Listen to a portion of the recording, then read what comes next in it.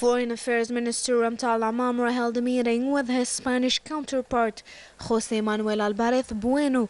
The discussions focused mainly on the strategic relations between Algiers and Madrid, as well as on energy issues. The two parties reviewed the different aspects of bilateral relations and highlighted the privileged relations between the two countries.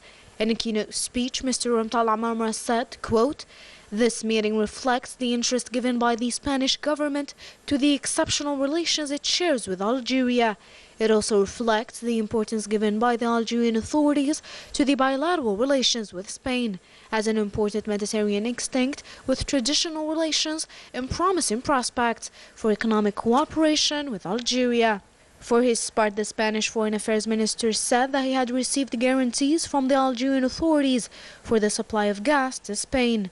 This meeting was an opportunity to address the important access and highlights the good strategic relationship with regard to the energy sector. I received guarantees from the Algerian government, which undertakes to cover Spain's natural gas needs. For this, we have reviewed and mentioned that the Union for the Mediterranean is the next meeting to be held on November 29th, with the presence of Foreign Affairs and National Community Abroad Minister Ramtal Amamra. The meeting also stressed the strengthening of bilateral cooperation and its extension to the renewable energy sector, agriculture and shipbuilding in support of economic partnerships. The special envoy in charge of the Western Sahara and Arab Maghreb states issue, Amar Bilani, representing the Foreign Affairs and the National Community Abroad Minister, participated in the proceedings of the ministerial meeting of the African Union Peace and Security Council held on Thursday to examine the expected impact of the withdrawal of foreign forces and missionaries from Libya on the Sahel and Africa. During the meeting held via video conference, Mr. Bilani reaffirmed Algeria's absolute solidarity with the brotherly Libyan people and its full support to the efforts of the Libyan authorities to hold presidential and parliamentary elections on the scheduled date, December 24th. He also affirmed that Algeria is ready to accompany the Libyan brothers and allow them to benefit from its experience in national reconciliation in accordance with the commitment of the President of the Republic, Abdelmajid Tebboune. The Swedish Foreign Minister Ann Linde took a reaction following the cancellation of the two fisheries and agriculture agreements between Morocco and the European Union extended to occupied Western Sahara, a decision in line with Sweden's long-standing position that European Union agreements must be guided by international law as stated by the European Court. Swedish Minister of Rural Affairs, in a document addressed to the European Commission, stated that this country will refuse any new partnership agreement between the European Union and Morocco in the field of fisheries as long as it includes Sahrawi territorial waters. For its part, the French Communist Party welcomed this decision, recalling that Western Sahara remains a non-self-governing territory in the absence of a final settlement, and that for the UN, only a referendum of self-determination can allow the Sahrawi people to determine their destiny and put an end to the violent occupation and colonial plundering by Morocco.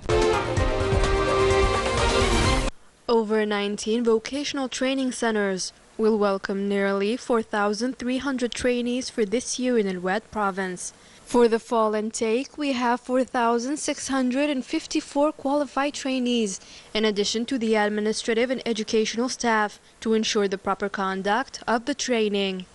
This is an opportunity for trainees to acquire a know-how and increase their qualification level for better chances of finding a job. We have opened new specialties in the agriculture and public works sectors, according to this region's needs.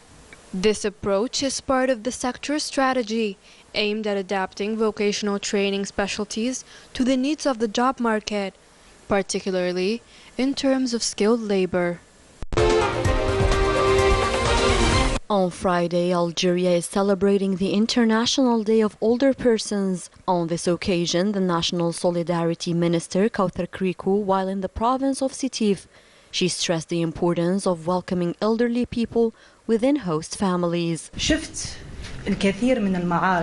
said that social, economic and environmental integration is the main objective of the sector for this category of people, and that a lot of efforts have been made to encourage family mediation and allow the reception of elderly people within host families. It has been recorded a fairly high success rate in this area, and that efforts are continuing in this direction. It has been initiated an experiment through the National Agency for the Management of Microcredit by devoting specific projects to this category of people. To this day, almost 9,000 elderly people benefited from it. As part of the continued efforts to stem the spread of the coronavirus, a military airplane belonging to the National People's Army Air Force landed on Thursday evening at the Boufferet Air Base. On board, a new shipment of vaccines estimated at 204,000 doses acquired from the Russian Federation. This operation is part of the support to the national health system in vaccines and medical equipment necessary for containing the pandemic.